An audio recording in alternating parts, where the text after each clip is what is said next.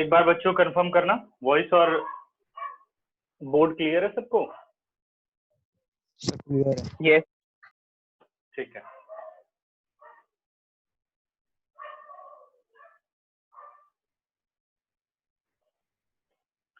तो आज definite integral शुरू करना था। क्वेश्चन बैंक मैंने शायद इसके बाद बोला, या तो नहीं तो शायद नेक्स्ट क्लास में बोला ना सॉल्व करने के लिए। तो आज हम लोग डेफिनेट इंटीग्रल शुरू करते हैं। इनडेफिनेट इंटीग्रल अपना खत्म हो चुका है, ठीक है। और अब हम पढ़ने चल रहे हैं डेफिनेट इंटीग्रल।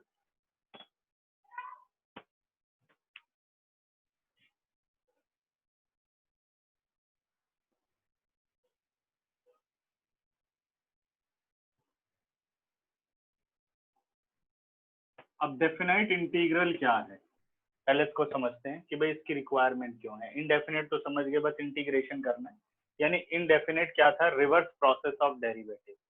इन शॉर्ट कहते हैं कि डेरिवेटिव होता है स्लोप ऑफ द कर्व, ठीक है, स्लोप ऑफ द कर्व।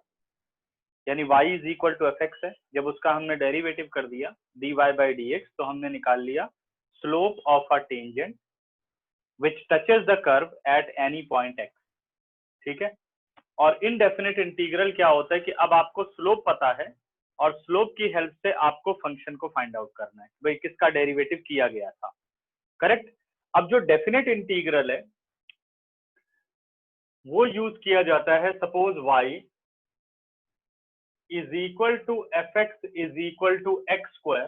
कोई भी अपने पास एक फंक्शन है और इस फंक्शन का मैंने ग्राफ प्लॉट कर दिया। 7.8 बेटा इस साल सिलेबस से हट गई है, ठीक है, नहीं तो हम उससे ज्यादा प्रॉपरली समझ सकते थे, बट उसी ज्योमेट्री का मैं यूज करूंगा, प्रूफ नहीं करेंगे, ठीक है ना, ज्योमेट्री हम यूज करेंगे।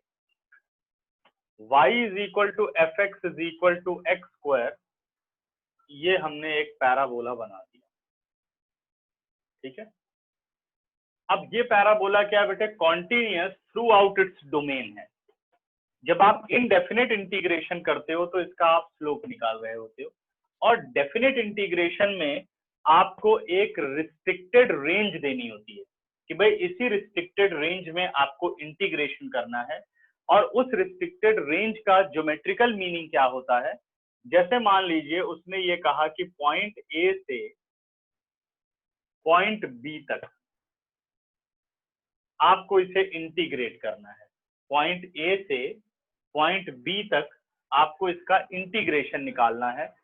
तो ये हो गया अपने पास a0 और ये हो गया अपने पास b0, a0 एंड b0 आ गया।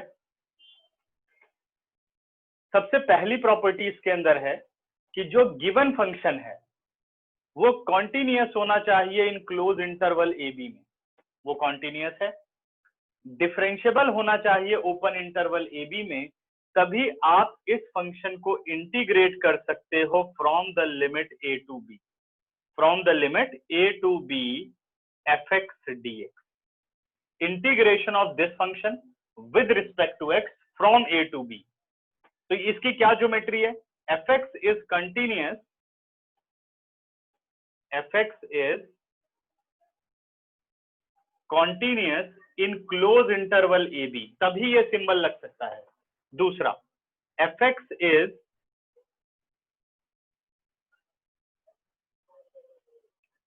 Differentiable in open interval a b, तो अब आप उसका डेफिनेट इंटीग्रल फाइंड आउट कर सकते हो, ठीक है। अब जब आप इसका आंसर निकाल लेते हो तो सपोज इसका आंसर अपने पास आ गया कैपिटल एफ एक्स प्लस सी। जितने भी आपने इनडेफिनेट इंटीग्रेशन के कंसेप्ट इस्तेमाल किए उस तरह से आप इसकी इंटीग्रेशन कर देंगे। इंटीग्रेशन आपने कर दी, अब आपको इस इंटीग्रल की वैल्यू निकालनी है from limit a to b, from limit a to b. Figure से आपने क्या देखा? तीसरा point, where a is smaller than b, a is always smaller than b. कभी ऐसा नहीं कि ये इक्वल टू हो जाएगा या ग्रेटर देन हो जाएगा, तो ये लोअर लिमिट है और ये अपर लिमिट है, ठीक है। A is smaller than B. अब आप इस फंक्शन की वैल्यू निकालते हो एट अपर लिमिट, यानी F B plus C, minus at lower limit, ठीक है। लोअर लिमिट पर हो गया आपके पास एफ ए प्लस सी। फंक्शन में आपने अपर लिमिट पूरी पुट करनी है, जो आंसर आ गया उसमें से आपने माइनस, एक मिनट बेटा अभी आ रहा हूं इस बात पे, उसमें से आपने माइनस कर देना है एफ बी एफ ए प्लस सी।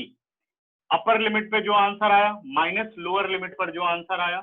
अब इसको जब मैंने सिंप्लीफाई किया तो f B plus C minus f a minus c, c and c cancel out, it is f b minus f a. अब एक चीज पर आप ध्यान दो कि आप जितना जब भी इंटीग्रेशन करेंगे डेफिनेट इंटीग्रल में, ये प्लस सी तो डायरेक्टली हट जाया करेगा, है ना, प्लस सी में तो कोई रोल नहीं रहेगा इसका, क्योंकि ये एक्स की वैल्यूज है। सी और सी हमेशा कट जाएगा। तो ये याद रखना है कि जब भी आप डेफिनेट इंटीग्रल करते हैं तो प्लस सी लगाने की जरूरत नहीं होती, अगर आप लगा भी देंगे तब भी वो हट जाएगा। तो आपने सीधे करना है f x from a to b, ठीक है। अब जो ये आंसर आया ये क्या ज्योमेट्री प्रेजेंट करता है? It is the area bounded by the function with x axis and the limit a to b. ये जो एरिया आएगा ना, यही इसका इंटीग्रेशन है, इसी को कहते हैं डेफिनेट इंटीग्रल। जितना ये एरिया बाउंड कर रहा है, ठीक है, उसी की कैलकुलेशन को आप कहते हैं डेफिनेट इंटीग्रल। समझ गए? क्लियर? लेकिन अभी जो आप डेफिनेट इंटीग्रल करेंगे चैप्टर 7 के अंदर, उसके अंदर आप नेगेटिव पॉजिटिव दोनों आंसर करेंगे, क्योंकि आप उसे एज अ एल्जेब्रा सॉल्व कर रहे हैं, एप्लीकेशन नहीं, ठीक है। जब आप 8th चैप्टर पर आएंगे तब ये एप्लीकेशन शुरू होगी। क्लियर है? अभी सिंपल आपको इंटीग्रेट करना है और जो आपको बेसिक लिमिट दी जाए उन लिमिट का यूज करके आपको आंसर करना है। नेगेटिव आए तो नेगेटिव लिखना है, पॉजिटिव आए तो पॉजिटिव लिखना है। लेकिन अगर यही काम हम 8th चैप्टर में कर रहे हो और हमें नेगेटिव मिले तो हम लिखेंगे area can not be negative therefore positive. मान लो -2 आ रहा तो हम लिख देंगे +2, बट यहां ऐसा नहीं करना। कॉन्टिन्यूअस देखो, क्या ए से बी तक आपको कोई गैप मिल रहा है? This function is continuous everywhere, तो क्या ए से बी में कंटिन्यूअस नहीं होगा? इसका डिफरेंशिएशन करो एक्स स्क्वायर का, 2x differentiable for all real, तो क्या ए से बी में डिफरेंशिएबल नहीं होगा? तो ये दो क्राइटेरिया जो पूरे करेंगे तभी आप उसका इंटीग्रेशन कर सकते हो। अगर आप कह दो कि आपको एक ग्रेटेस्ट इंटीजर फंक्शन का इंटीग्रेशन करना है तो उसके लिए प्रॉपर क्राइटेरिया होना चाहिए। कह दो आप 2 से 5 तक इसको इंटीग्रेट करो ग्रेटेस्ट इंटीजर को, तो आप नहीं कर सकते, क्योंकि 2 से 5 में वो किस पे डिसकंटिन्यूअस होगा? 3 पर डिसकंटिन्यूअस होगा, 4 पे डिसकंटिन्यूअस होगा, 5 पर भी डिसकंटिन्यूअस होगा। तो आप उसको नहीं कर पाएंगे डेफिनेट इंटीग्रल में सॉल्व। उसके लिए फिर हमें उसको रिकंस्ट्रक्ट करना पड़ेगा, डिफरेंट डोमेन्स में डिवाइड करना पड़ेगा, वो चीज हम अलग सीखेंगे। अभी फिलहाल इसको याद रखो कि जब ए से बी में कोई भी फंक्शन लिखा जाए तो उसका मीनिंग होता है कि वो कॉन्टिन्यूअस होना चाहिए क्लोज इंटरवल ए बी में, यानी यहां से यहां तक कोई भी गैप नहीं होना चाहिए, ठीक है। उसके बाद ये डिफरेंशिएबल होना चाहिए ओपन इंटरवल। डिफरेंशिएबल ओपन क्यों बोला जाता है? क्योंकि ये इंटरसेक्शन पॉइंट होता है। डिफरेंशिएबल का मतलब हर पॉइंट पे टेंजेंट बन जाना, यहाँ टेंजेंट नहीं बनेगा, यहाँ इंटरसेक्टिंग लाइंस बनेगी। लाइन इंटरसेक्टेड द कर्व, इसलिए कभी भी डिफरेंशिएबल करते हुए क्लोज नहीं रखा जाता, ओपन रखा जाता है, ठीक है। क्योंकि आपको एक आर्क चाहिए, वर्टेक्स नहीं चाहिए। अगर आप ऐसे ले रहे हो, एक लाइन है और एक कर्व है, आपने कहा यहाँ पे कौन सा टेंजेंट बनेगा? It is not a tangent, क्योंकि ये दोनों का इंटरसेक्शन पॉइंट है, वर्टेक्स चाहिए। और टेंजेंट हमेशा बनता है कर्व पर, जैसे ये कर्व हो गया तो यहाँ हमेशा टेंजेंट बनता रहेगा, ऐसे इस तरीके से टेंजेंट बनेंगे, ठीक है। तो इसलिए उसे हमेशा ओपन कहा जाता है, क्लोज नहीं। करेक्ट? इसमें ए को बोलते हैं बच्चों लोअर लिमिट और बी को बोलते हैं हम upper limit. A is known as lower limit और B is upper limit. Clear? ठीक है, ये डेफिनेट इंटीग्रल का एल्जेब्रिक स्ट्रक्चर है। थोड़ा बहुत इसमें मैंने ज्योमेट्री इन्वॉल्व करके आपको समझाने की कोशिश की, ठीक है। अब एक एग्जांपल लेते हैं। मान लीजिए आपके पास क्वेश्चन आया,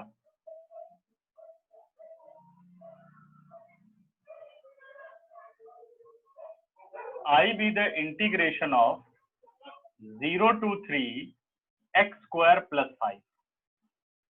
ठीक है, जब क्वेश्चन आएगा तो उसमें ये चीज सोचनी नहीं पड़ेगी कि कॉन्टिन्यूअस है कि नहीं है, डिफरेंशिएबल है कि नहीं है, और थोड़ा अगर आप दिमाग लगाना चाहो तो लगा सकते हो। भाई x square plus 5 is a polynomial function, continuous for all real, differentiable for all real, therefore 0 to 3 it is continuous as well as differentiable, but continuous in closed, differentiable in open। ठीक है, अब अगर इसको मुझे integrate करना है तो ये तो एक बेसिक सा क्वेश्चन है। इंटीग्रेशन जो भी होगी, एक्स स्क्वायर के इंटीग्रेशन बेटा एक्स क्यूब बाई 3, 5 के integration 5x, limit from 0 to apply कर दिया। अब मैंने यहाँ प्लस सी नहीं लगाया, क्यों नहीं लगाया कि प्लस सी बाद में हट जाता है, तो जब भी आप डेफिनेट इंटीग्रल का क्वेश्चन करो तो प्लस सी हमें लगाने की कोई रिक्वायरमेंट नहीं। ठीक है, अब आप इसकी वैल्यू निकालिए अपर लिमिट पर, 3 cube upon 3 plus 5 into 3 minus 0 cube upon 3 plus 5 into 0। इतनी डिटेल कैलकुलेशन नहीं दिखानी है तो अब मैं लिख दे रहा हूँ कि याद रहे, आप डायरेक्ट लिख सकते हैं इनके आंसर। 3 का क्यूब 27 डिवाइडेड बाई 3 बेटा 9, 15 माइनस 0, 15 और 9 कितना हो गया 24। ये इस डेफिनेट इंटीग्रल का आंसर आ गया। इजी है, इनडेफिनेट आती है तो डेफिनेट इंटीग्रल कुछ भी नहीं है। करेक्ट। इसी तरीके से अगर मान लो हमें इंटीग्रेशन मिले, example number 2, integration from pi by 6 to pi by 3 sine x plus cos x dx, sine x plus cos x dx. Every trigonometric functions are continuous as well as differentiable. Sin x का derivative हो गया minus cos x और cos x का derivative हो गया sine x, limit from pi by 6 to pi by 3। सबसे पहले बच्चों upper limit minus cos pi by 3 plus sine pi by 3 minus lower limit minus cos pi by 6 plus sine pi by 6। अब cos 60 degree कितना होता है, this is equal to minus 1/2 sign 60 बेटा √3/2 minus और minus plus 30 degree is √3/2 और ये हो गया माइनस 1/2। √3/2 और √3/2 2√3/2 that is √3 minus half minus 1। This is the required solution. ठीक है, तो एक सिंपल कॉन्सेप्ट है। अब मैं इसकी जो 7.9 और 7.10 है उसको एक साथ पढ़ाऊंगा। ठीक है, क्योंकि कई 7.9 के क्वेश्चन जो है 7.10 के क्वेश्चन 7.9 में दिए गए हैं, बट उसको दूसरे मेथड से करना है। बट हमें सब्स्टिट्यूशन वाले मेथड जब भी आएंगे तो हम अप्लाई करेंगे। दोनों को समझ लो एक ही एक्सरसाइज है। ठीक है, अभी यहाँ बताओ कोई डाउट है, सिर्फ 6 सेकंड दे रहा हूँ, कोई डाउट हो तो पूछो और इसका स्क्रीनशॉट लो। सर। हाँ जी बेटा बोलिए। सर ये जो आपने कर्व बनाया है इसमें ये जो पॉइंट्स हैं ए एंड बी, इनकी सिग्निफिकेंस क्या है? ए एंड बी बेटे वो लिमिट्स हैं, वो ये बता रहा है कि जो फंक्शन है उसका एरिया जो एक्स एक्सिस के साथ बाउंड हो रहा है उसकी बाउंड्री क्या है। ठीक है, अगर आप ये बाउंड्रीज ना लगाओ तो ये कभी कोई एरिया नहीं बाउंड करेगा। तो ये बाउंड्रीज होती हैं, जो ए टू बी लिमिट दी गई है ये बाउंड्रीज है कि भाई ए से बी तक आपको बताना है। तो इसने क्या किया, जो इनडेफिनेट रीजन था उसको डेफिनेट रीजन बनाया कि बस यहां से यहां तक आपको लाना। सपोज मैं लिख देता इसे -2 से 3, तो -2 से 3 के बीच में इसका एरिया बताना है तो वो अलग आएगा। अगर लिख दे -9 से 16 तो एरिया अलग आएगा, एरिया बढ़ता जाएगा। लिमिट का रीजन आप कम कर दो तो एरिया कम हो जाएगा। तो ये लिमिट सिर्फ और सिर्फ बाउंड्री प्रेजेंट करते हैं कि हमें कहां तक एरिया को लेना है। ठीक है, और डेफिनेट जो इंटीग्रेशन है वो हमें हेल्प करती है कि भाई एरिया होगा कितना, क्योंकि इसका एरिया आप सिंपल मेंसुरेशन से नहीं फाइंड आउट कर सकते, है ना। कि मेंसुरेशन में length Yes. Into width, square का एरिया, साइड स्क्वायर नहीं, ये कर्व का एरिया है। तो कर्व का एरिया निकालने के लिए, और क्योंकि dx है तो आपकी जो सपोर्टिंग बाउंड्री होगी वो x एक्सिस होगी, और अगर यहाँ dy और फंक्शन इन y लिख दिया जाए तो सपोर्टिंग बाउंड्री y एक्सिस होगी। ठीक है, अच्छा Okay. और किसने क्या पूछा है, क्लियर? मंजू ने पूछा है फंक्शन कंटिन्यूअस और डिफरेंशिएबल देवो या हमें खुद, कुछ नहीं, इसमें सोचना नहीं पड़ता बेटा, वो उसको देना ही पड़ेगा अगर उसको डेफिनेट इंटीग्रेशन निकलवाना है तो। y एक्सिस 0 क्यों होगा सर, y एक्सिस 0 क्यों होगा? तो क्योंकि बेटे ये जब dx लिख दिया ना तो यही तो बता रहा है कि आपकी जो सपोर्टिंग बाउंड्री है वो x एक्सिस होनी चाहिए। अगर dy है तो supporting boundary y axis, dy लिखेगा तो फंक्शन इन y होगा। अब आप जो ये a की बात कर रहे हो, ए बी, इसका जो मैंने कहा कंटिन्यूअस है, तो meaning is x belongs to close interval a b. ये देखिए x बिलोंग्स टू, क्योंकि x एक्सिस पर आपको जाना है, ठीक है। और अगर ये y हो जाए तो y belongs to close interval a b. अब ऐसे जाना है, y एक्सिस का यूज ही नहीं है। जब फंक्शन विद वेरिएबल x है, इंटीग्रेटिंग वेरिएबल आपका dx है, तो y का रोल खत्म। अब ये पूछना चाहता है कि बताओ ये कर्व x एक्सिस के साथ क्या रीजन लेता है, किस लिमिट में, a से b लिमिट में, ठीक है, करेक्ट। अब यही क्वेश्चन उल्टा कर दूं कि भाई ये आपने कर्व यही रहने दिया और आपको वैल्यू दे दी गई suppose y square is equal to x. अब देखो कर्व कैसे बनेगा, y square is equal to x, तो y कितना हो जाएगा, रूट एक्स। अगर x में निकालना है वो यहाँ फंक्शन y में देना पड़ेगा, फिर आपको यहाँ पे आप परपेंडिकुलर बनाना होगा और ये एरिया निकाल के दिखाना होगा, ठीक है, वो एरिया वाली बात है। अभी तो सिंपल हम बात कर रहे हैं डेफिनेट इंटीग्रेशन की, और डेफिनेट इंटीग्रेशन करते हुए अभी आपको y में नहीं देगा, फंक्शन हमेशा x में देगा, ठीक है, क्योंकि जो बेसिक फंक्शन होता है वो y is equal to f x होता है, x is equal to f y basic function नहीं होता, वो तो कंडीशन के अकॉर्डिंग उसको बनाया जाता है, ठीक है। और बताइए किसको डाउट है?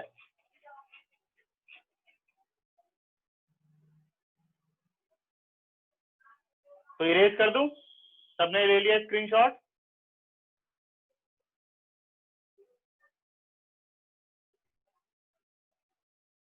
सबकी समस्याएं सुलझ गई हैं या कोई दिक्कत?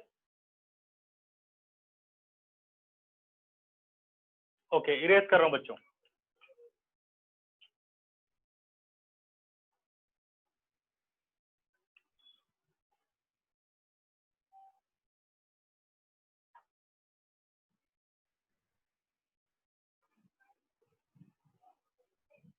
इनडेफिनेट अगर आ गया बहुत अच्छी तरीके से तो आगे के चैप्टर बेटे कुछ भी नहीं है, बहुत इजी है, सब इनडेफिनेट पर ही डिपेंड करते हैं। जिसकी इनडेफिनेट स्ट्रांग होगी वो ये पूरा का पूरा डेफिनेट और 8th chapter application of integral और 9th चैप्टर डिफरेंशियल इक्वेशन बहुत ही आसानी से कर सकता है, और इनमें कभी भी क्वेश्चन मुश्किल नहीं आते, बहुत आसान क्वेश्चन आते हैं। तो सोचो 6 नंबर का एक क्वेश्चन 8th चैप्टर का और 4 नंबर का एक क्वेश्चन डिफरेंशियल इक्वेशन का, तो 10 नंबर तो ऐसे ही प्रिपेयर हो जाएंगे अगर आपको इनडेफिनेट इंटीग्रेशन आती है। 8 नंबर की इनडेफिनेट, ठीक है। तो सोचो कितना बड़ा पार्ट है ये, 6 या 8 है, क्योंकि अभी 20 मार्क हो गए ना प्रैक्टिकल के, तो अब 6 की हो गई होगी, पहले 8 की थी। अच्छा अब बढ़ते हैं आगे। Integration, definite integration by substitution, definite integral by using substitution. अब ये बात तो आपको पता ही है, ऐसा नहीं कि हर जगह सब्स्टिट्यूशन लगेगी, बट जहां सब्स्टिट्यूशन लगेगी वहां हम कैसे काम करेंगे इस पर आते हैं।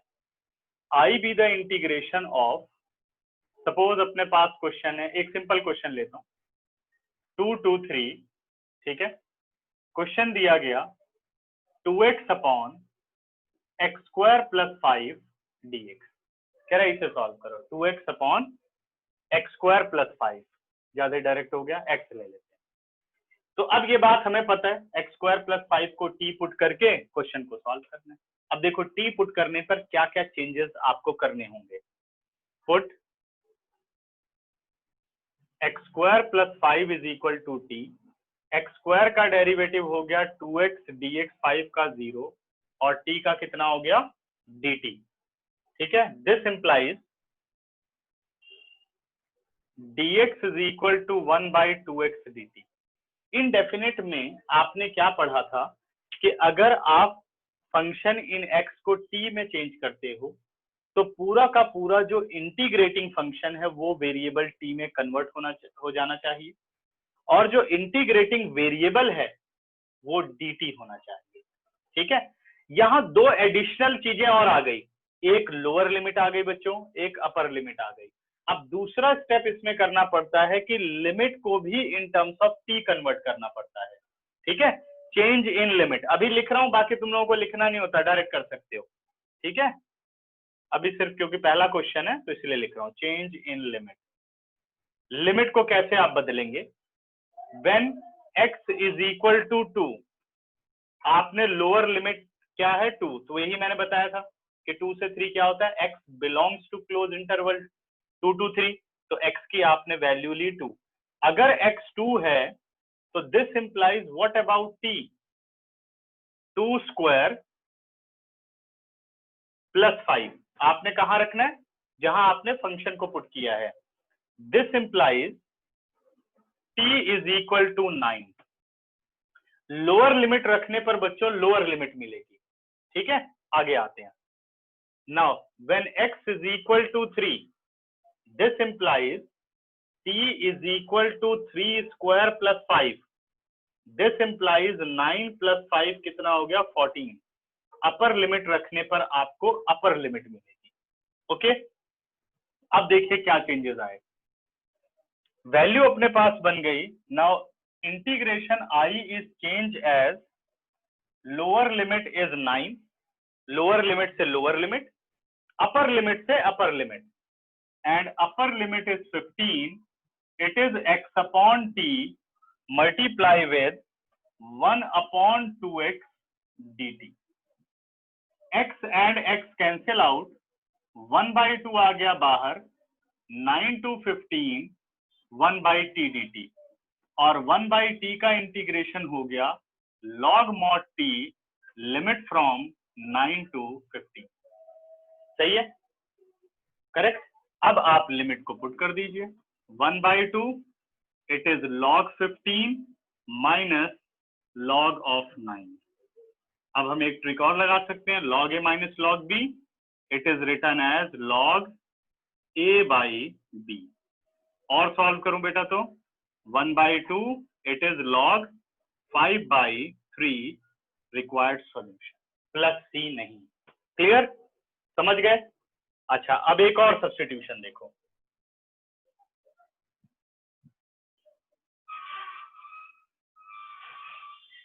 Integration of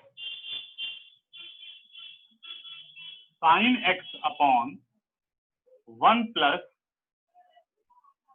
cos square x dx, limit from pi/4 to pi/3, 45 है ना, सॉरी, pi/6 to pi/4 या pi/3 कर देते हैं, चलिए pi/6 to pi/3। Clear, substitution सबको पता ही चल गई होगी क्या करना है, ये तो बच्चों का खेल हो गया होगा, तो समझ में आ रहा होगा। तो सीधे हमने क्या किया, put cos x is equal to t, derivative किया बेटे minus sin x dx dt, minus sin x dx dt। This implies dx is equal to -1 sin x dt, dx is equal to -1 sin x dt। okay, change in limit,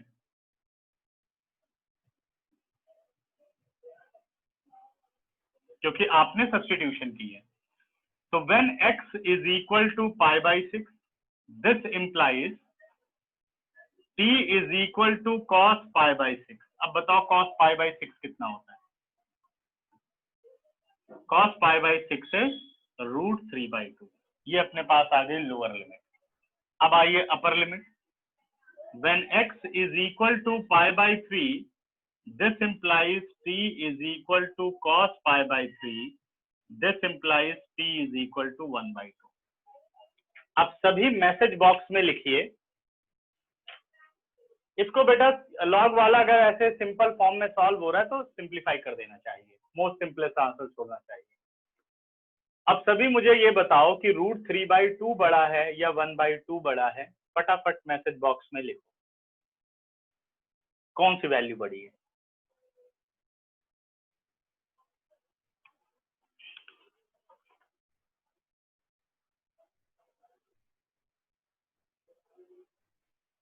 √3/2, very good. ठीक है, तो सबको पता चल गया √3/2 larger है। √3/2 का मतलब 1.732 divided by 2 approx 0.8। Okay good. और हाफ का मतलब हो गया 0.5। ओके ठीक है, सभी समझ गए बात, वेरी गुड। तो अब आप ध्यान देना बच्चों कि जब मैंने लोअर लिमिट पुट की है तो मुझे √3/2 मिल रहा है, अपर लिमिट पुट की है तो हाफ मिल रहा है। लोअर लिमिट पुट करने पर लोअर लिमिट मिलनी चाहिए, अपर लिमिट पुट करने पर अपर लिमिट मिलनी चाहिए। ठीक है, वेरी गुड, सबको क्लियर है बात? ठीक है, लोअर लिमिट पुट करने पर लोअर लिमिट मिलती है, अपर लिमिट पुट करने पर अपर लिमिट मिलती है। हमने ये पढ़ा कि भाई डेफिनेट इंटीग्रेशन में अपर limit is always greater than the lower limit, but यहां तो समस्या उल्टी हो गई। यहां पर आपकी अपर लिमिट छोटी हो गई, लोअर लिमिट बड़ी हो गई। अब देखो उसका इफेक्ट क्या आएगा अगर ऐसा होता है तो। ध्यान देना इस बात पे भी। I change as lower limit is √3/2, upper limit is 1/2, और जब आप -1/sin x नीचे ले जाओगे तो sin x से sin x कट जाएगा, माइनस बाहर आ जाएगा 1/1 + t² dt। जब भी ऐसी सिचुएशन आएगी हमेशा बाहर आपको माइनस मिलेगा। अगर बाहर माइनस नहीं मिला है तो क्वेश्चन रॉन्ग है, समझ गए? जब भी अपर लिमिट लार्जर होगी लोअर लिमिट से तो हमेशा माइनस बाहर आएगा। अब ये बात मैं आपको जस्टिफाई करके दिखाता हूं। अगर मान लो अपने पास क्वेश्चन हो 3 से 2 और हम x² को इंटीग्रेट कर लेते, बिल्कुल आसान। x का हो गया बेटे x²/2 लिमिट फ्रॉम 3 to 2, तो यानी 4/2 आ गया, -9/2 आ गया। आंसर कितना आएगा? -5/2। ये देखिए, तो इसका मतलब ये माइनस साइन इसलिए आता है कि ये माइनस और ये माइनस प्लस हो जाए, समझ गए? ये माइनस और माइनस प्लस हो जाए इसलिए ये आंसर आता है, इसलिए माइनस हमेशा बाहर रहेगा। ये ध्यान रखना आप सभी, ठीक है? अच्छा, अब इसका दूसरा मतलब, ये मतलब नहीं है कि डेफिनेट का आंसर नेगेटिव हो ही नहीं सकता। अगर प्रॉपर वे में चल रहा है भाई, अपर लिमिट लोअर लिमिट की सारी सिचुएशन जस्टिफाई हो रही है, कैलकुलेशन हो रही है, फिर माइनस आ रहा है, कोई बात नहीं, आंसर माइनस में आ रहा है। लेकिन अगर ऐसे आपने सब्स्टिट्यूशन किया, अपर लिमिट और लोअर लिमिट इंटरचेंज होंगी तो 100% माइनस अपने आप आ जाएगा सब्स्टिट्यूट करने के बाद। ठीक है ना, समझ गए? तो ये ध्यान रखना है। तो ये मत समझना कि कभी लोअर लिमिट लोअर लिमिट बड़ी नहीं हो सकती, बट उसका नाम अब लोअर लिमिट नहीं है, लिमिट है बट बाहर माइनस है। वो चेंज आया है इसकी सब्स्टिट्यूशन की वजह से। ठीक है, अब इसका कर लेते हैं इंटीग्रेशन। 1/1 + t² का इंटीग्रेशन कितना हो गया? ये हो गया बच्चों tan inverse t, limit from √3/2 to 1/2, minus बाहर। अब हम सब्स्टिट्यूट कर देते हैं, minus tan inverse 1/2 minus tan inverse √3/2। दिख रहा है सबको? ठीक है, मैनेज कर लेना थोड़ा इसे, ये मैं यहाँ लिख देता हूँ √3/2। ठीक है, ये इसका आंसर हो गया, और इसको यहीं छोड़ देना, कोई tan inverse x + tan inverse y का फॉर्मूला नहीं लगाना। ठीक है, मैंने बेटे कई बार बताया है कि यहाँ मॉडुलस लगाओगे तब भी कोई फर्क नहीं पड़ता, और नहीं लगाओगे तब भी कोई फर्क नहीं पड़ता। बस ये ध्यान रखना है कि अगर ये -15/9 हो तो इसको प्लस लिख देना, अदरवाइज यूज मॉड। बस, ये तो वैसे ही पॉजिटिव रियल दिख रहा है तो ऐसे ब्रैकेट आप छोड़ सकते हैं। क्लियर, समझ गए? तो इस पे कई बार मैंने डिस्कशन की है कि जो लॉग का कोफिशिएंट है उसको चाहे आप ब्रैकेट में लिखो चाहे मॉड में, बाय डिफॉल्ट उसे कंसीडर किया जाता है कि ये पॉजिटिव ही है। ठीक,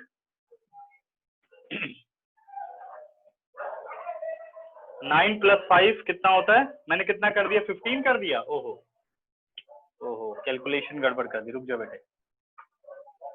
9 + 5 14, तो यहां कर देते हैं हम 14।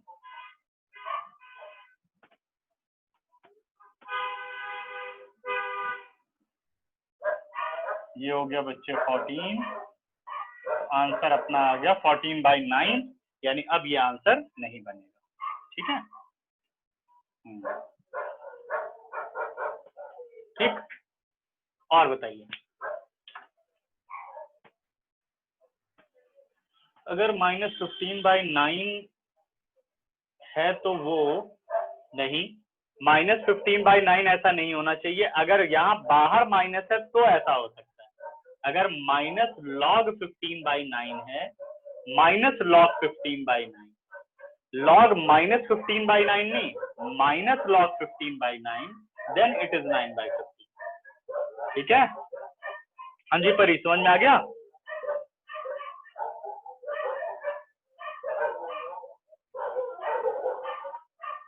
ठीक है, चलो अब बताओ, इसमें 10 सेकंड दे रहा हूँ, कोई डाउट हो तो पूछो।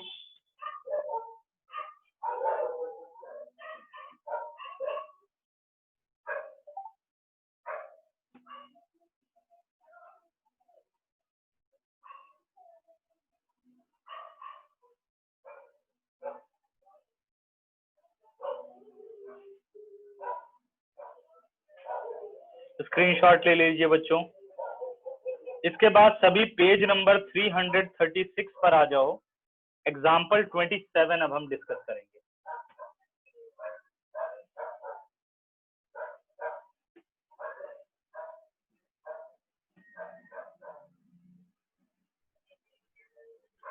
अनुराग, छुट्टियां बहुत हो गई, क्या बात है? सर यूनिट टेस्ट चल रहे थे। अरे यूनिट टेस्ट के लिए कोई 12th वाले छुट्टी करते हैं? सर कल लास्ट ही है। छुट्टी उट्टी मत किया करो।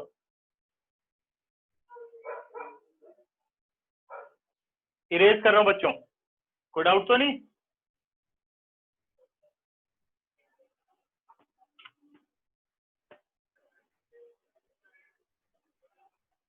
अब ये 7.9 और 7.10 के सारे बेसिक कॉन्सेप्ट्स हो गए खत्म।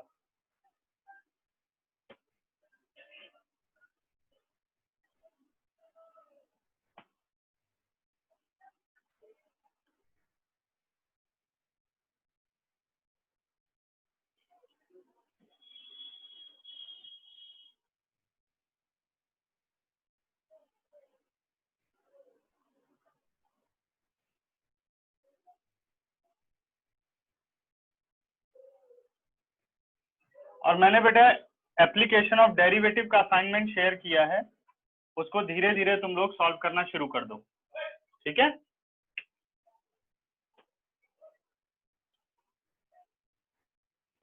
Example number 27 part 1।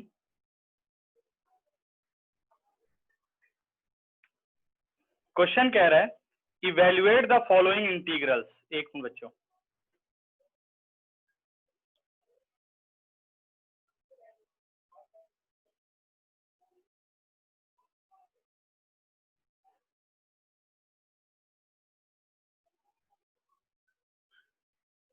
I be the integration of x square 2 to 3 x square dx। वैसे इसको मैं इंटीग्रेट कर चुका हूं, फिर भी कर लेते हैं एक बार। x³/3 limit from 2 to 3, upper limit यानी 3³/3 माइनस लोअर लिमिट 2³/3, 27/3 माइनस 8/3। 27 - 8 कितना हो गया बेटे? 19/3। Required solution part 2। अब देखो सेकंड पार्ट में हम सब्स्टिट्यूशन करेंगे लेकिन ये इसमें क्या करता है समझा रहा हूं अभी, बट हम हमेशा अगर सब्स्टिट्यूशन करेंगे तो लिमिट जरूर कन्वर्ट करेंगे। ये इसने ये बात अगली एक्सरसाइज में समझाई है। Minus x to the power 3/2 whole square dx। अब इंटीग्रेशन अगर अच्छी तरह से पढ़ी होगी ना तो डेफिनेट इंटीग्रेशन में ये पूरा रिवाइज हो जाएगा, हर तरह के क्वेश्चन इसमें भी आएंगे। ठीक है, अब ये इस एक्सरसाइज में एनसीईआरटी क्या कहती है कि आप सब्स्टिट्यूट कर दो, आंसर ले आओ टी में, फिर टी वाले आंसर को आप एक्स में बदल दो, तो आप यही लिमिट सब्स्टिट्यूट कर सकते हैं। बात एक ही होती है वैसे कि भाई, लेकिन मैं क्या करता हूं कि जब पहले ऑलरेडी वो इजी बन चुका है टी में, तो फिर टी से एक्स में कन्वर्ट करेंगे तो वो बल्कि एक्सपेंड होता है, फंक्शन छोटा नहीं होता। ठीक है, तो आप टी में ही पहले लिमिट को बदल दो और फिर टी में ही पुट कर दो। तो इसलिए मैंने दोनों एक्सरसाइज को एक ही मेथड से पढ़ाया। अगर सब्स्टिट्यूशन है तो लिमिट बदलना है, सब्स्टिट्यूशन नहीं है तो डायरेक्ट करना है। ये तुम लोगों को भी अप्लाई करना है, क्योंकि पेपर में ऐसा नहीं आता कि without using substitution solve the following definite integral, ऐसा नहीं आता। वो कहता है इवेल्युएट, सिंप्लीफाई, बस। अब आपकी मर्जी है क्या मेथड उसमें आप लगाएंगे। ठीक है, तो सीधे पता चल रहा है कि x टू दी पावर 3/2 को t पुट कर दूं तो रूट x मिल सकता है, और इसके साथ क्योंकि माइनस में कांस्टेंट है तो पूरे को ही t पुट कर देना चाहिए। तो हमने क्या किया, put 30 minus x to the power 3/2 is equal to t।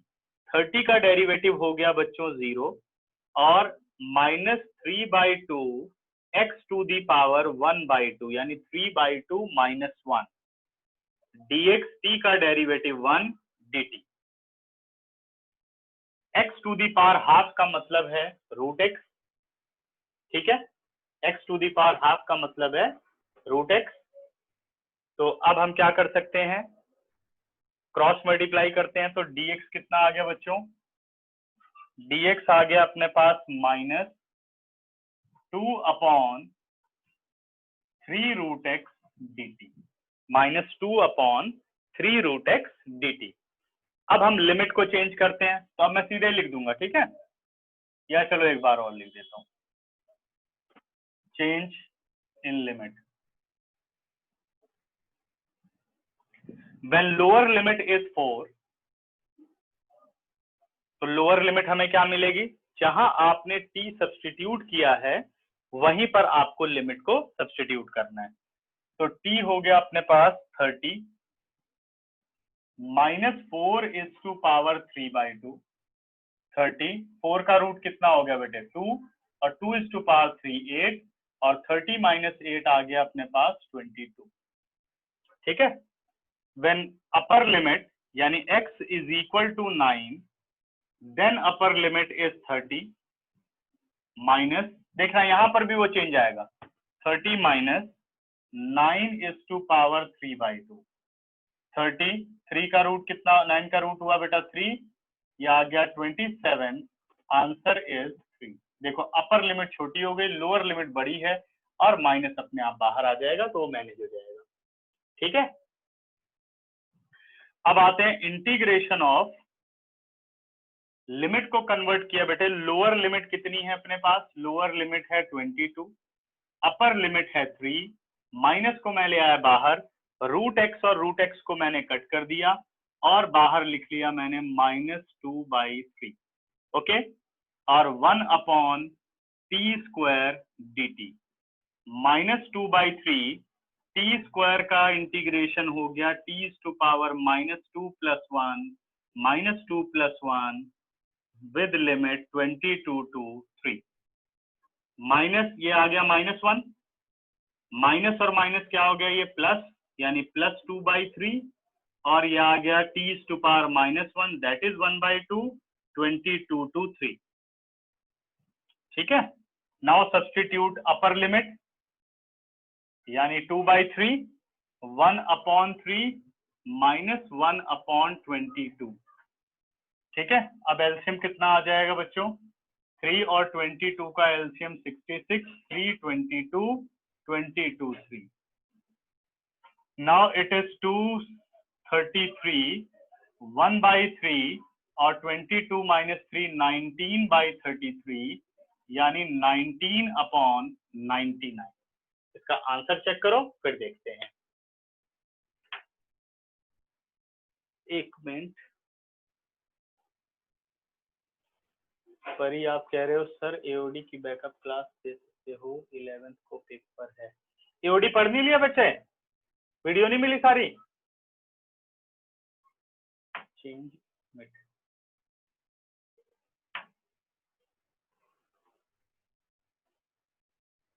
जो बच्चे जो लास्ट आपने वीडियो देखी हो, अगर उसके बाद आपको नहीं मिल रहा हो तो मेरे को उसका जरा उसकी डेट भेजो, फिर मैं देखता हूँ।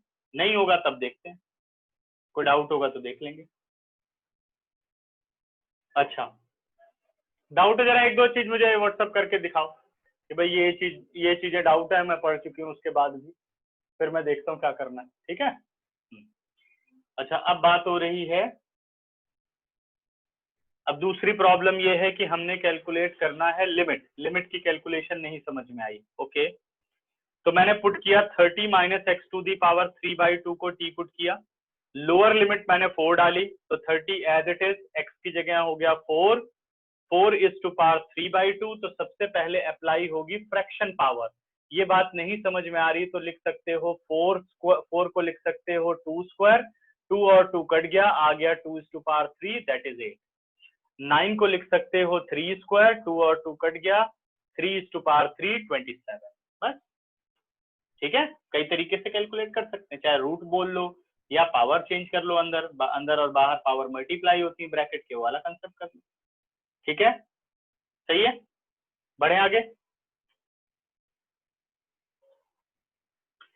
अच्छा, अब मैं आ रहा हूं आप लोगों के लिए क्वेश्चन थर्ड पार्ट पर, कि भाई अब पार्शियल फ्रैक्शन में अगर आए तो क्वेश्चन कैसे करते हैं। ये सिर्फ इसलिए कर रहे हो आप क्वेश्चन कि डेफिनेट इंटीग्रल में प्रेजेंट कैसे करते हो आप। ठीक है, समझ गए? तो देखिए थर्ड पार्ट कह रहे हैं, I be the integration of 1 to 2 dx upon x plus 1 into x plus 2, sorry x upon है, सॉरी बच्चे।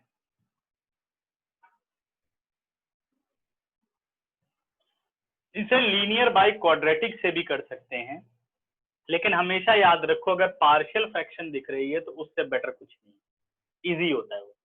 ठीक है, तो आप देखो ये पार्शियल फ्रैक्शन है, उसके बाद प्रॉपर है या इम्प्रॉपर है, तो हम देखें तो degree of numerator is 1, degree of denominator is 2।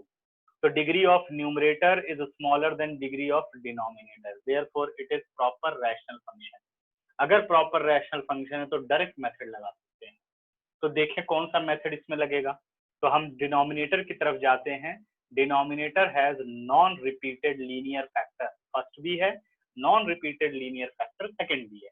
तो अब क्या करेंगे, अब ये सब लिमिट वगैरह आपको छोड़ देनी है अभी। अब पहले आपको इसे फ्रैक्शन में ब्रेक करना है। Let x upon x plus 1 into x plus 2 is equal to capital A upon x plus 1 plus capital B upon x plus 2। ये अपना फर्स्ट रिजल्ट। फिर हम करते हैं क्रॉस मल्टीप्लाई।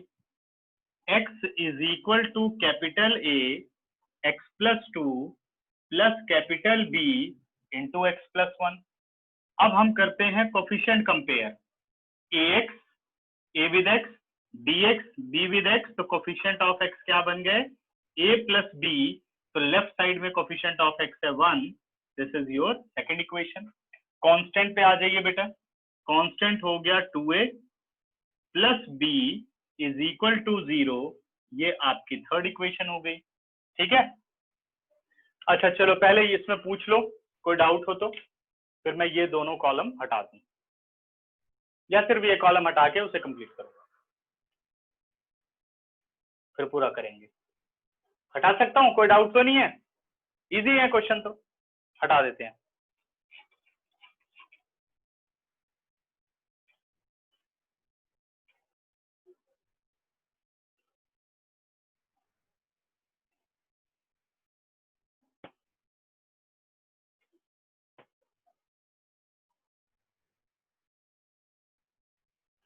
नेक्स्ट बेटा,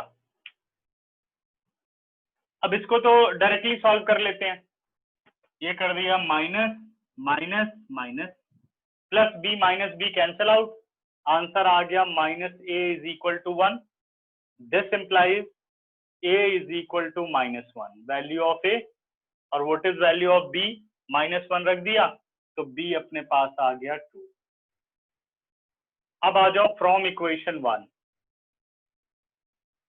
इक्वेशन 1 हो गई x upon x plus 1 into x plus 2 dx is equal to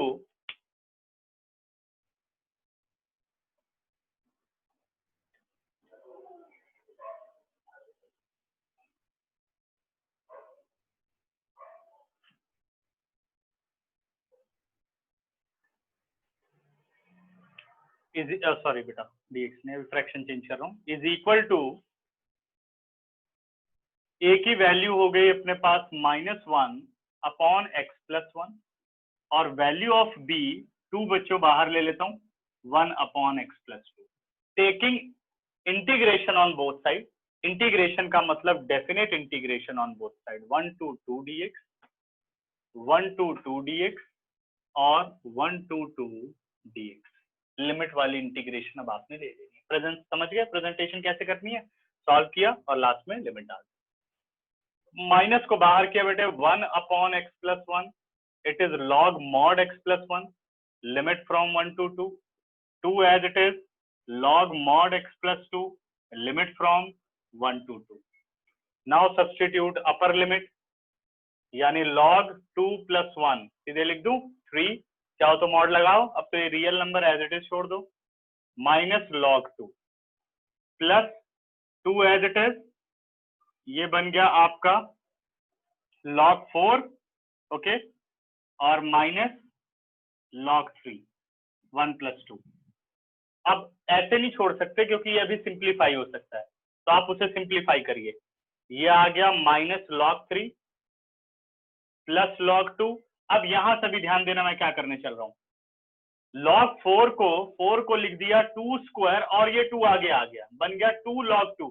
जब 2 से ओपन हुआ तो ये बन गया 4 log 2 और माइनस 2 log 3, ठीक है। 4 log 2 प्लस log 2 ये बन गया आपका 5 log 2, माइनस log 3 और माइनस 2 log 3, माइनस 3 log 3। अब आप आंसर यहां छोड़ सकते हो और दूसरा आप आंसर ऐसे भी छोड़ सकते हो क्योंकि छोटे नंबर्स हैं, तो इसे लिख दिया 2/5 माइनस log 3/3। अब 2/5 होता है log 32 और 3/3 होता है log 27, तो log 32/3 यानी 32/27 इज योर आंसर। ऐसा कर सकते हो आप, ठीक है। थोड़ा एग्जामिनर को इम्प्रेस कर सकते हो कि मुझे लॉग आता है और मैं इसे बहुत ही सिंपलेस्ट फॉर्म में लिख सकता हूं, तो लिख सकते हैं। देखो क्या आंसर आ रहा है, यस, एनसीईआरटी ने भी यही किया, ओके। बाकी आप यहां छोड़ सकते थे सॉल्व करके, कोई प्रॉब्लम नहीं, ठीक है। अब इतने में आपको कोई डाउट हो तो पूछो, फिर ये सारा हटाते हैं, आगे चलते हैं।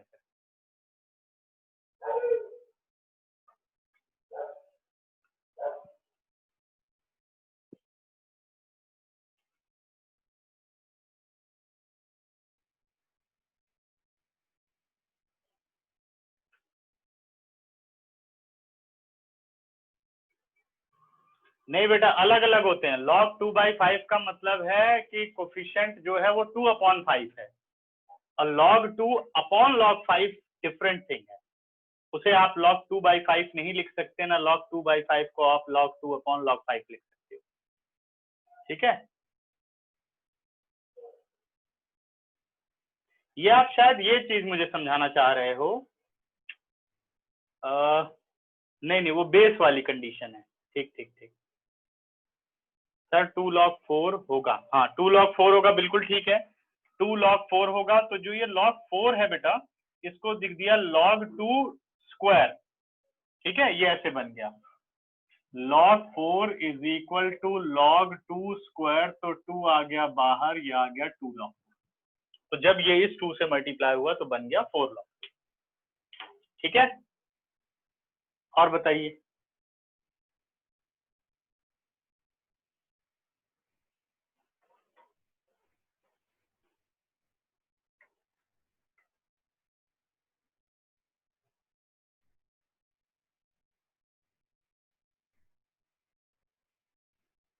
बिल्कुल नहीं लिख सकते, इसे लिख सकते हैं log 32/27।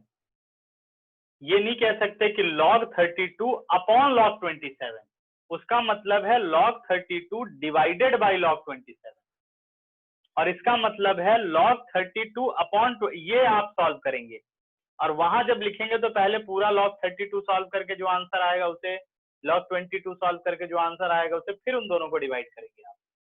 ठीक है, दोनों में फर्क है। इरेज करूं बच्चों? अब सारा हटा रहा हूं, स्क्रीनशॉट ले लो, फिर आगे चलते हैं।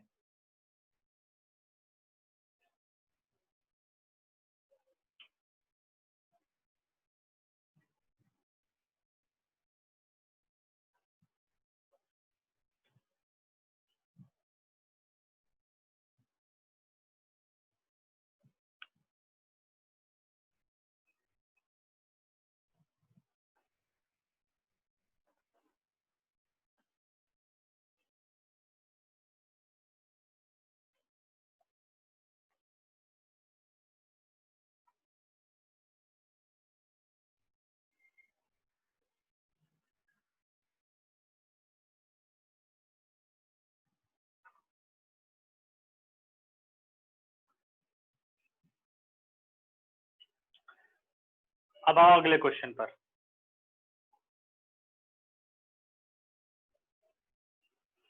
पार्ट 4 कह रहा है integration I be the integration within limit 0 to π/4 sine cube 2t into cos 2t dt, sine cube 2t into cos 2t dt। कह रहा है इसे सॉल्व करो। ठीक है, तो जो ये आपका साइन क्यूब 2t है, हमें पता चल गया किसी को t पुट करेंगे तो ये आएगा, put sine 2t is equal to z। t में तो ऑलरेडी फंक्शन है तो t नहीं लिख सकते। साइन t का डिफरेंशिएशन बेटे cos 2t और 2t का डिफरेंशिएशन 2, तो ये आ गया 2 cos 2t dt और ये आ गया dz। ठीक है, तो dt की वैल्यू आ गई 1 अपॉन 2 cos 2t dz। अब हमने लिमिट बदलनी है। When limit lower limit t is equal to 0, this implies, अब z कितना आएगा ये आपको लोअर लिमिट देना चाहिए, sine 2 into 0 that is sine 0, तो साइन 0 होता है 0। लोअर लिमिट अगर t 0 है तो आपकी लोअर लिमिट जो कोरस्पॉन्डिंग लोअर लिमिट बन रही है वो भी 0 आ गई। When t is equal to π/4, upper limit निकालने चल रहे हैं बेटे, दिस इंप्लाइज साइन 2 इंटू π/4 यानी साइन π/2, और साइन π/2 अपने पास आ गया 1, यानी अपर लिमिट आपके पास आ गई 1, लोअर लिमिट 0, अपर लिमिट 1। ठीक, तो इंटीग्रेशन बदल गया 0 to 1 t cube cos 2t 1 upon 2 cos 2t dt। cos 2t और cos 2t कैंसिल आउट, 1/2 बाहर, 0 to 1 t cube dt, 1/2 out, 0 to 1 t cube dt।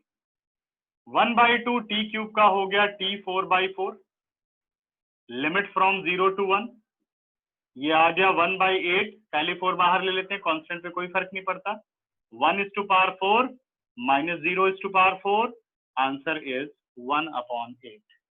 Clear? तो ये एग्जांपल नंबर 27 के सारे पार्ट खत्म हो गए। 7.9 एक्सरसाइज आपको पूरी कंप्लीट कर देनी है। अब आओ एग्जाम्पल नंबर 28 पर।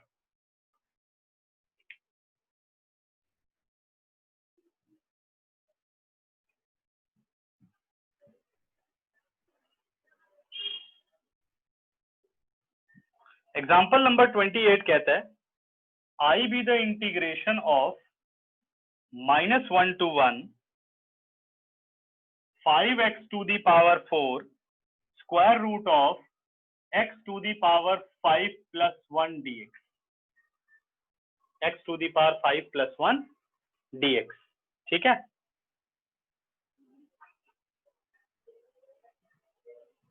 हाँ बेटा, हाँ बिल्कुल ठीक है, मैंने गलती लिख दिया, यहाँ z लिखना चाहिए था, सॉरी, आदत ऐसी पड़ गई ना, t देखो तो dt और x देखो तो dx, और इसको हमें लिखना चाहिए था z3, सॉरी, बस ठीक है ना, बाकी तो सही है, बाकी कोई दिक्कत नहीं है, ओके ठीक। अब बढ़ते हैं आगे। अब इसमें पता चल गया होगा कि हमें क्या सब्स्टिट्यूट करना है, -1 to 1 5x to the power 4 root x5 plus 1 dx। ठीक है, रूट के अंदर ही सब्स्टिट्यूशन है। Put x to the power 5 plus 1 is equal to t, derivative किया तो 5x4 dx और ये हो गया आपका dt। Convert limit, when x is equal to -1 this implies t is equal to -1 is to power 5 plus 1 -1 is to power 5 is -1 और +1 आ गया 0। when x is equal to upper limit 1 this implies t is equal to 1 is to power 5। इसमें मैंने बेटे T square नहीं put किया, root T कर दिया, चाहते तो आप टी स्क्वायर पुट कर सकते थे क्योंकि कुछ कटेगा नहीं इसलिए मैंने किया नहीं। ठीक है, 1 is to power 5 plus 1 1 plus 1 आ गया 2। now I be the integration of lower limit is 0 upper limit is 2 5x to the power 4 square root of t into 1 upon 5x to the power 4 dt, पूरा cancel out. Root T का integration बेटे half plus 1 3/2 half plus 1 3/2 limit from 0 to 1। 3/2 को बाहर कर दो, ये हो गया 2/3। Upper limit 1 is to power 3/2, lower limit 0 is to power 3/2, 0 1 is to power 3/2 हो गया 1 और आंसर इज 2/3। ठीक है, चलो 6 सेकंड दे रहा हूं, कोई इसमें आपको डाउट मिलता हो तो पूछो, अरे मिलना तो नहीं चाहिए, मिल जाए तो कोई बात नहीं, बताते हैं, पूछो।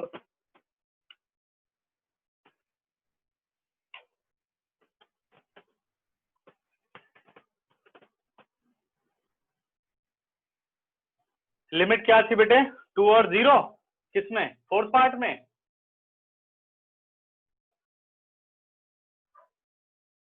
या अभी जो किया है 28 एग्जाम्पल,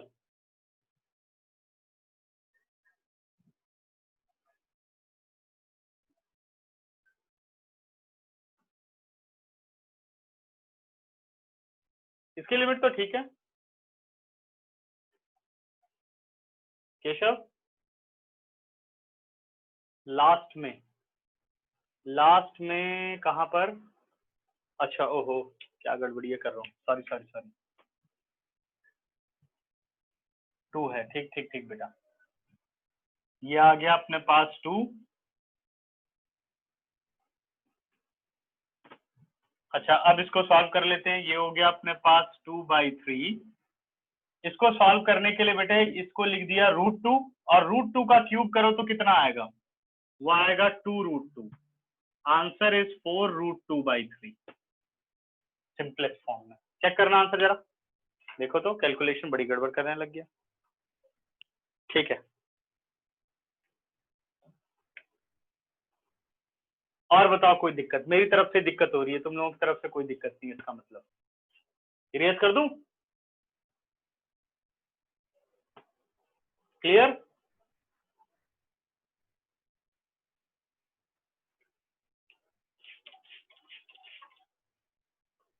स्क्रीनशॉट ले लीजिए बच्चों, इरेज कर रहा हूं।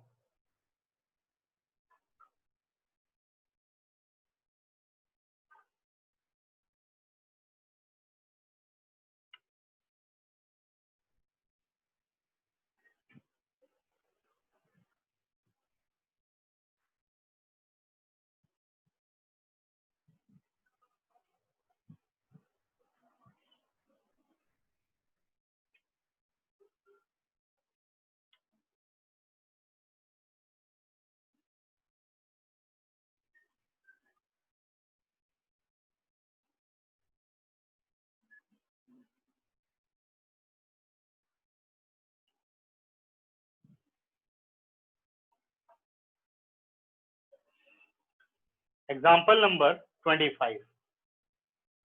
नहीं बेटा 7.8 नहीं करनी है, definite integral as a limit of sum इस साल डिलीट किया हुआ है, ठीक है।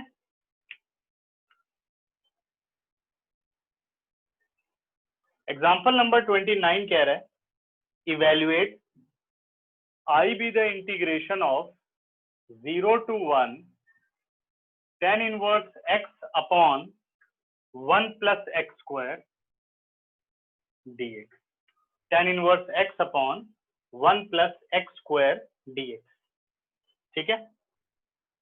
तो सीधा पता चल रहा है भाई सब्स्टिट्यूशन है, put tan inverse x is equal to t, tan inverse x का डेरिवेटिव कितना हो गया 1 upon 1 plus x square dx dt, 1 upon 1 plus x square dx dt. Now dx is equal to 1 plus x square dt. अब limit निकालते हैं, when x is equal to 0, lower limit डालिए बेटा, तो ये अपने पास आ गया tan inverse 0 is equal to t, this implies t is equal to, जब भी आप इनवर्स ट्रिग्नोमेट्री सॉल्व करें प्रिंसिपल ब्रांच का जरूर ध्यान रखें। तो tan इनवर्स tan 0 0 होता है और प्रिंसिपल ब्रांच है -π/2 to π/2 ओपन इंटरवल, तो tan इनवर्स 0 की वैल्यू हो गई 0, तो लोअर लिमिट 0 पर हमें 0 मिली lower limit. When x is equal to 1, this implies t is equal to tan inverse 1, tan 1 कब होता है when tan is π/4, this implies π/4। तो अपर लिमिट हमें क्या मिली है बच्चों, अपर लिमिट हमें मिली है π/4, ठीक है।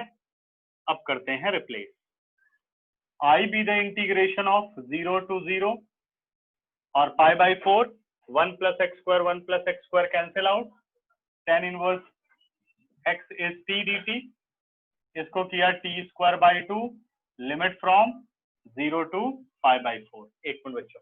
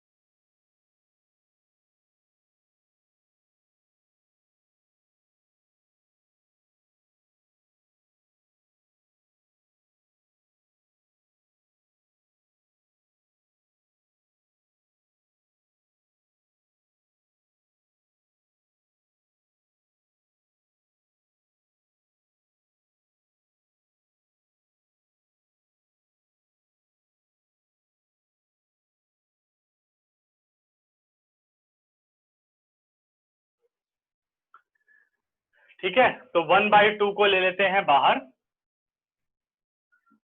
अपर लिमिट बेटा π/4 होल स्क्वायर, लोअर लिमिट हो गया 0 स्क्वायर, ठीक है। तो कर देते हैं इसको सिंप्लीफाई, आ गया अपने पास π1/2 पाई स्क्वायर बाई 16, या आ गया pi square by 32 required solution, ठीक है। अच्छा, अभी एक टाइप और आप लोगों को प्रेजेंट करनी नहीं सिखाई, वो है इंटीग्रेशन बाय पार्ट्स की टाइप, ठीक है। उसके लिए एग्जाम्पल तो कोई नहीं दिया गया,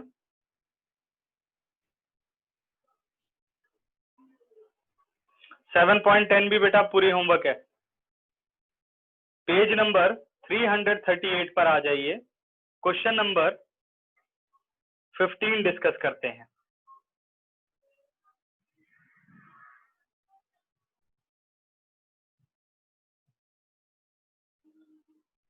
आई बी द इंटीग्रेशन ऑफ, नहीं 15 में तो बाई पार्ट्स नहीं आएगा, sorry.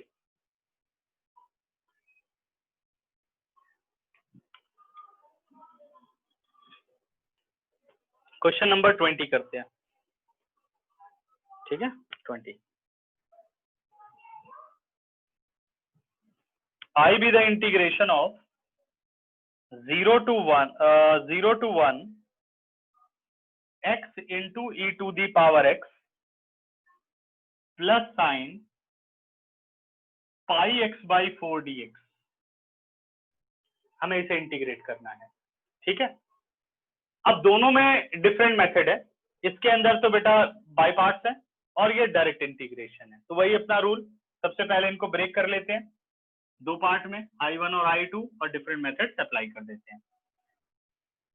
Now integration I is converted as 0 to 1 x e to the power x dx और plus integration of 0 to 1 sin pi x by 4 dx, sin pi x by 4 dx, okay, ठीक है। तो अब ये हो गया अपना I1 और ये हो गया अपने पास I2।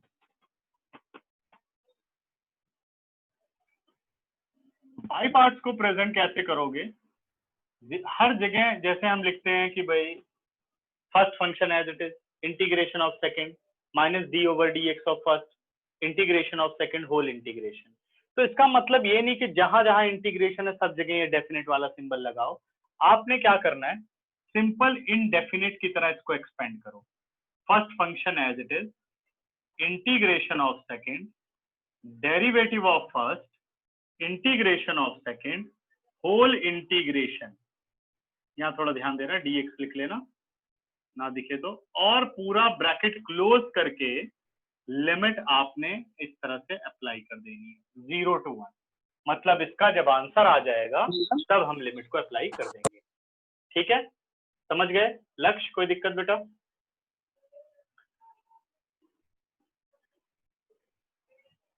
x as it is, e to the power x का integration e to the power x, derivative of x is 1, integration of e to the power x is e to the power x, limit from 0 to 1, ठीक है। x as it is, e to the power x as it is, e to the power x का integration e to the power x 0 to 1, integration अब complete हो चुकी है। आपने put करना है upper limit 1 e to the power 1 minus e to the power 1 minus 0 e to the power 0 minus e to the power 0, ठीक है। Upper limit lower limit, e to the power 1 minus e to the power 1 0, 0 into e to the power 0 यानी 1 0, e to the power 0 1, minus और minus ये आ गया आपका plus, इसका answer आ गया। अब I2 को कर लेते हैं सॉल्व, यही सॉल्व कर देता हूँ I2 को। I2 का डायरेक्ट इंटीग्रेशन ही लिख देता हूँ, minus cos pi x by 4 upon pi by 4, limit 0 to 1, ठीक है। थोड़ा मैनेज कर लेना।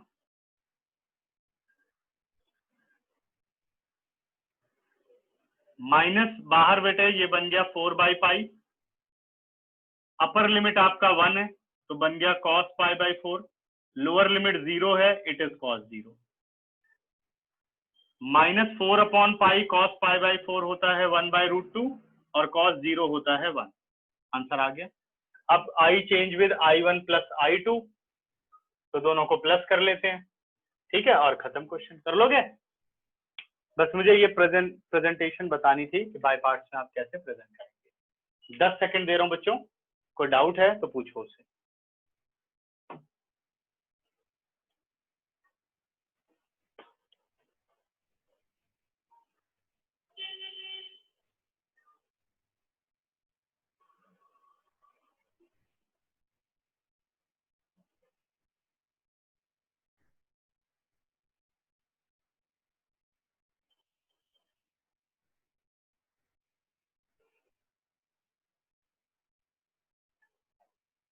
अब निकाल लो क्वेश्चन बैंक, ठीक है, क्योंकि प्रॉपर्टीज ऑफ डिटरमिनेंट अभी नहीं पढ़ाऊंगा, नहीं तो ज्यादा कंफ्यूजन हो जाएगी और कंप्लीट भी नहीं हो पाएगा तो मजा नहीं आएगा पढ़ने में, ठीक है।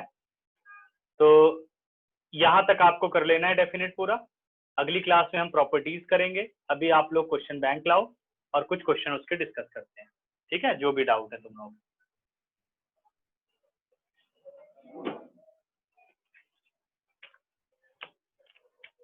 पिछली क्लास में शायद फर्स्ट 10 क्वेश्चन हो चुके थे, अब 10 to 20 प्रॉब्लम लिख दो।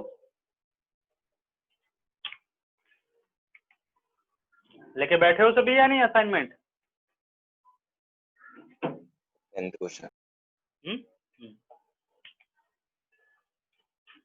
नहीं तो घर में ही हो, दौड़ के ले लो फटाफट।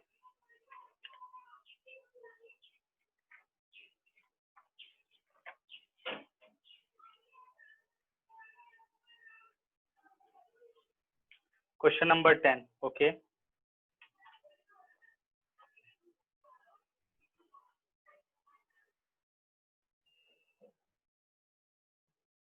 इरेज कर रहा हूँ बच्चों, ये सारा स्क्रीनशॉट ले लो।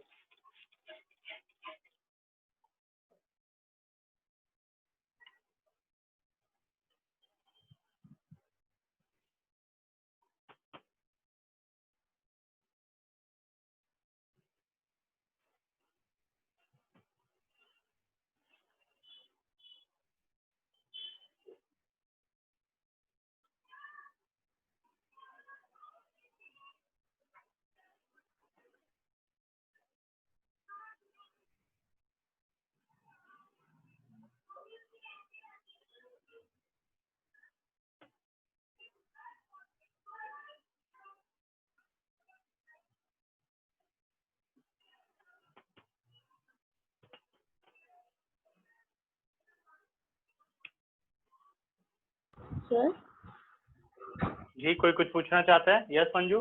सर 6th 7th और जो 8th क्वेश्चन है उसमें आपने जब 6th क्वेश्चन किया था आपने साइन से डिवाइड और मल्टीप्लाई किया था, साइन बी माइनस। तो सर ये पूछना था कि जैसे 7th और 8th क्वेश्चन है तो हम किससे ऊपर डिवाइड और मल्टीप्लाई करेंगे? देखो इसके लिए बेटा कॉन्सेप्ट मैंने बताया था कि नीचे अगर ट्रिग्नोमेट्रिक रेशो सेम हो, सेम का मतलब साइन साइन हो और कॉस कॉस हो, दो ही होंगे, दो से ज्यादा नहीं, तो ऊपर आपको साइन बनाना है। और अगर डिफरेंट हो, जैसे देखो आप 8th क्वेश्चन में तो साइन एक्स माइनस ए और cos x minus b, different का मतलब साइन और कॉस दोनों हो, तो आपको कॉस बनाना है ऊपर, समझ गए? सेम तो साइन, डिफरेंट तो कॉस, ओके। अभी भी ना आया तो बताना मुझे। क्वेश्चन नंबर 10 पे आते हैं। I be the integration of square root of 1 plus X upon x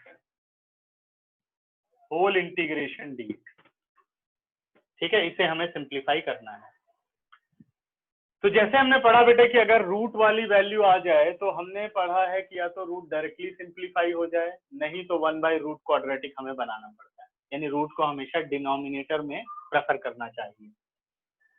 तो पहले हम न्यूमरेटर से रूट को हटा देते हैं, 1 प्लस एक्स से ऊपर और 1 प्लस एक्स से नीचे मल्टीप्लाई।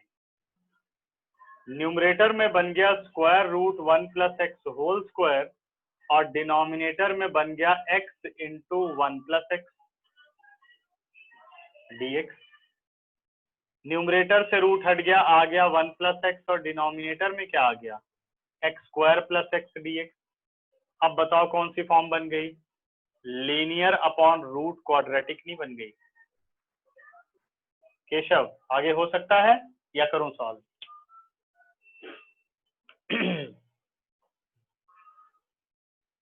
हो जाएगा। चलो अब आगे चलो, 11 से 20, 11th भी सेम ही है, 1 माइनस एक्स से ऊपर नीचे मल्टीप्लाई करना है। क्वेश्चन नंबर पूछा गया है 12, ठीक है, फिर 17।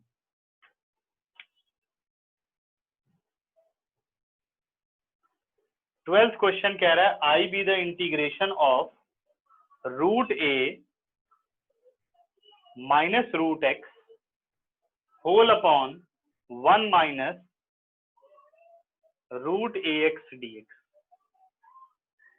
अगर आप इस क्वेश्चन को देखो तो इस क्वेश्चन में x और a तो कांस्टेंट है, यानी डिनोमिनेटर में जब तक सिंगल टर्म नहीं बनेगी तब तक कोई फायदा नहीं है, क्योंकि तभी आप सेपरेट कर पाएंगे। तो ये सिर्फ इवेल्युएशन का क्वेश्चन है, मैं तुम लोगों को फॉर्म करके दिखाता हूँ, उसके बाद इंटीग्रेशन आप खुद कर लेंगे। क्या करना है, put 1 minus root ax is equal to t, 1 minus root ax is equal to t, this implies minus root ax is equal to t minus 1, minus root ax is equal to t minus 1, ठीक है। और यहाँ root a minus root x है, ठीक। अब कर लेते हैं इसका डेरिवेटिव, या यहाँ से कर सकते हैं या वही डिफरेंशिएशन कर देते हैं, वो भी ठीक था। वो स्क्वायरिंग तो बाद में समझा देंगे अभी कि कैसे वैल्यूज निकालनी है।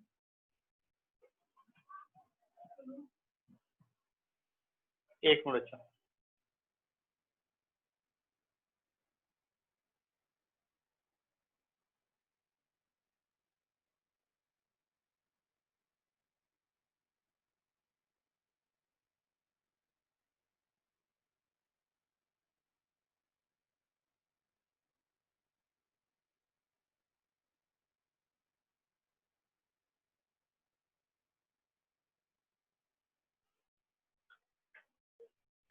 ठीक है। तो 1 का डेरिवेटिव 0 और इसका डेरिवेटिव हो गया बेटे -1 अपॉन 2 रूट ax, और ax का डेरिवेटिव हो गया a, ठीक है।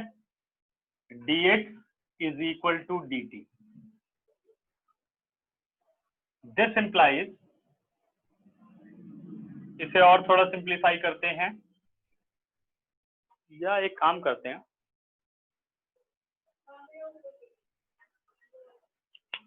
थोड़ा इजी अगर करें, रूट a से मल्टीप्लाई कर दें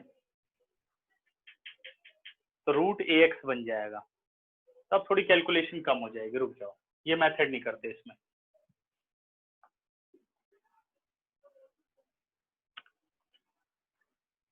ये वाला ट्राई करते हैं, ठीक है। रैशनलाइज में बेटे 1 माइनस ax तो रह ही जाएगा, तो वो बाद में स्टेप ले लेते हैं। अभी देखो मैं क्या कर रहा हूं कि इसको रूट a से डिवाइड और रूट a से मल्टीप्लाई, तो root a into root a तो a हो गया, और root a into root x बन गया रूट a x, और whole upon 1 minus root ax dx, ये कर दिया मैंने, ठीक है। अब 1 ऐड 1 सब्ट्रैक्ट कर देते हैं, यानी 1 बाई रूट a में 1 सब्ट्रैक्ट कर दिया, प्लस 1 माइनस रूट ax कर दिया। अब ध्यान देना सारे, 1 माइनस रूट ax dx, अब कम से कम एक जगह तो हमने हटाई दिया, 1 बाई रूट a, एलसीएम को सेपरेट किया, a minus 1 upon 1 minus root ax, ठीक है। और प्लस ये दोनों कट के 1 हो गया, और इंटीग्रेशन dx हो गया, ठीक है। अब एक जगह तो हम इंटीग्रेट कर सकते हैं यहाँ पर, बस यहाँ अभी हमें थोड़ा सोचना पड़ेगा कि यहाँ हम क्या करें, ठीक है। तो 1 बाई रूट a, ये आ गया बच्चों a minus 1 upon 1 minus root ax dx, और plus 1 by root a integration of 1 dx, I1, और ये बन गया I2। अब हमें I1 को इंटीग्रेट करना है, और 1 माइनस रूट ax है, बिल्कुल ठीक है, रैशनलाइज कर लेते हैं। अब रैशनलाइज करते हैं, क्योंकि फिर 1 माइनस ax में हम सीधे लॉग लगा लेंगे, 1 माइनस ax में लॉग लगा लेंगे, लेकिन उसके लिए देखना पड़ेगा कि वैल्यू बनेगी कि नहीं बनेगी, ठीक है ना, ये भी तो देखना पड़ेगा। 1 माइनस ax है ना, अब इसमें पुट कर लेते हैं, ठीक रहेगा। a माइनस 1 को बाहर कर देता हूं, I1 अपने पास आ गया बेटे a minus 1 upon root a, 1 upon 1 minus root ax dx, ठीक है। फिर इसे हम क्या करते हैं, पुट, रूट ए एक्स, इसमें रूट ए एक्स को ही टी पुट करते हैं, 1 को नहीं करते हैं। रूट ए एक्स को टी पुट कर देता हूं, स्क्वायरिंग कर दूं तो बन गया A X is equal to T square, easy हो जाएगा। ठीक है, अब वैल्यू अपने पास आ गई बच्चों, a d x is equal to 2t dt, a d x 2t dt, यानी dx अपने पास आ गया 2t upon a d t, 2t upon a d t, और ये आ गया minus a minus 1 upon root a integration of 1 as it is, ये बन गया 1 माइनस टी, क्योंकि आप इसे टी पुट कर चुके हो, और पूरी वैल्यू अपने पास बन गई 2t upon a d t.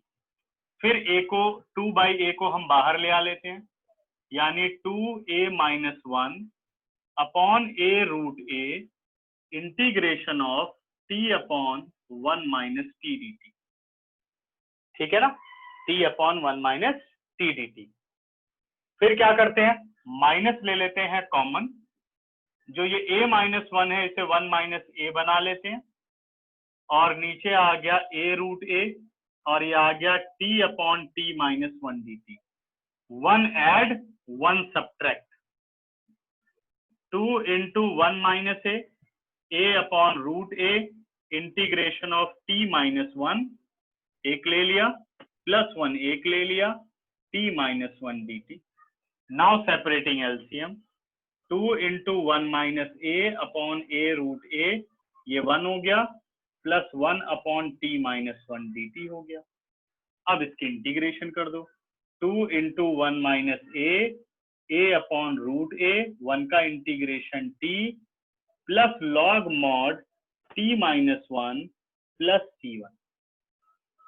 ठीक है, अब आपने क्या करना है, इस t को रिप्लेस कर देना है। ठीक है, अब t को क्या लिख सकते हो, रूट ए एक्स, तो यहां लिख दो रूट ए एक्स माइनस 1 हो गया, और दूसरा वाला आप कर ही लोगे। दूसरा वाला कितना है, i2 इज 1 का इंटीग्रेशन हो गया x। ठीक है, इसका आंसर निकालना है, जब कोई डाउट हो तो बताओ। अच्छा परी, आप क्या लिख रहे हो? सर ये 1 अपॉन कॉट हो जाएगा।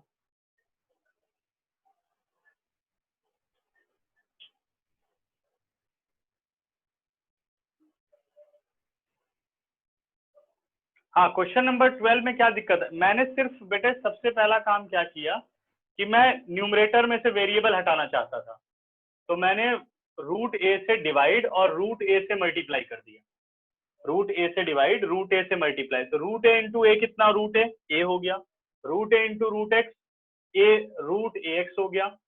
फिर मैंने क्या किया, 1 ऐड कर दिया और 1 सब्ट्रैक्ट कर दिया, क्योंकि नीचे है 1 माइनस रूट ए एक्स, तो वो मैंने सब्ट्रैक्ट और ऐड कर दिया। a माइनस 1 साथ रख लिया और 1 माइनस रूट ए एक्स एक साथ कर लिया। एलसीएम को सेपरेट कर दिया, ये पूरा कट के 1 हो गया सेकंड वाला।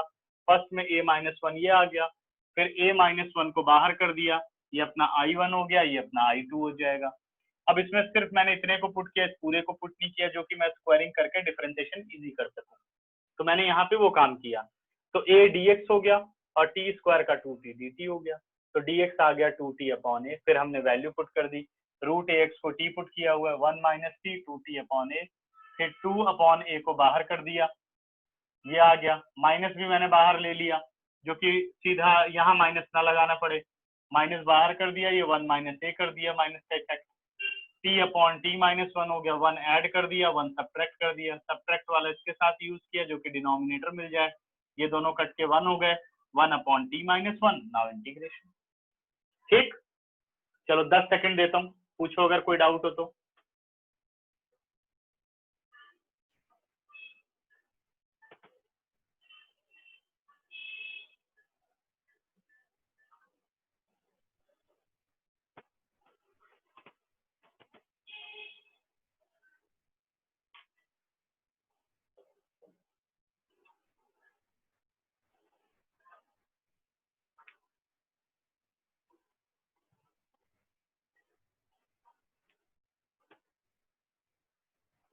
तब तो डायरेक्ट कर लेते बेटे, 1/1 माइनस ए एक्स होता तो सीधे हो जाता log mod 1 minus A X upon coefficient of A that is minus A, तब अप्लाई कर सकते थे, तब तो लीनियर बन गया ना 1 बाई लीनियर। ठीक है,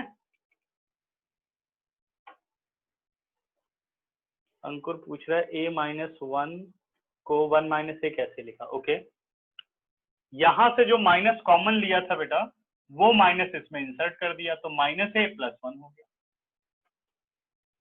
ये ऐसे भी कह सकते हैं, यहां से माइनस कॉमन लिया, यहां से माइनस कॉमन लिया, दोनों कट गए। अब बताओ, ठीक है, और बताइए किसी कोई डाउट हो तो।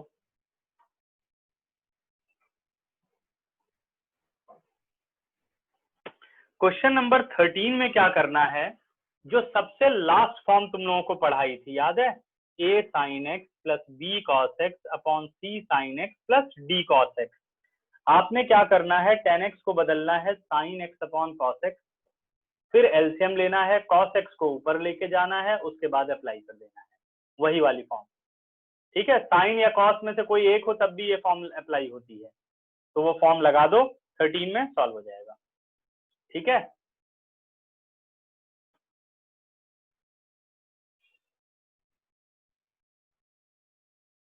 और बताओ कोई डाउट। तो आज की क्लास यही एंड करते हैं, अगली क्लास में डेफिनेट के प्रॉब्लम्स लूंगा और पहले प्रॉपर्टीज पढ़ाऊंगा, फिर ऐसे 2-3 क्वेश्चन टाइम बचेगा तो फिर इसके सॉल्व कर देंगे। फिर जो नेक्स्ट क्लास होगी, नहीं अगली क्लास में तो बोला था मैंने शायद ना सारी प्रॉब्लम, अगली क्लास में इसकी सारी प्रॉब्लम ही खत्म कर देंगे। ठीक है ना,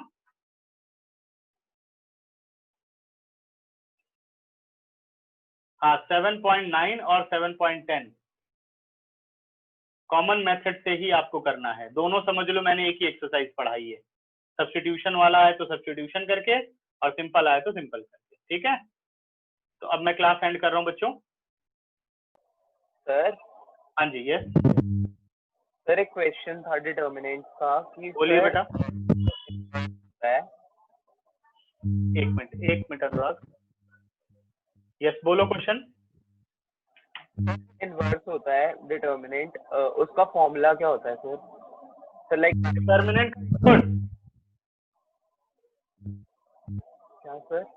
डिटर्मिनेंट का इनवर्स कह रहे हो? Yes sir. मतलब किसी भी मैट्रिक्स का अगर इनवर्स निकालना है तो क्या होता है ना, 1/a determinant adjoint of A. Sir like मैंने कहीं पे देखा था कि सिर्फ 1 डिटर्मिनेंट ऑफ ए लिखा हुआ था, कहीं पे था कि एडजॉइंट ऑफ ए का डिटर्मिनेंट उसका स्क्वायर अपॉन डिटर्मिनेंट। अच्छा मैं समझ गया, वो आप बात कर रहे हो प्रॉपर्टी की। एक मिनट, वो ऐसे पूछा गया होगा आपसे, रुको अभी समझाता हूँ ये बात।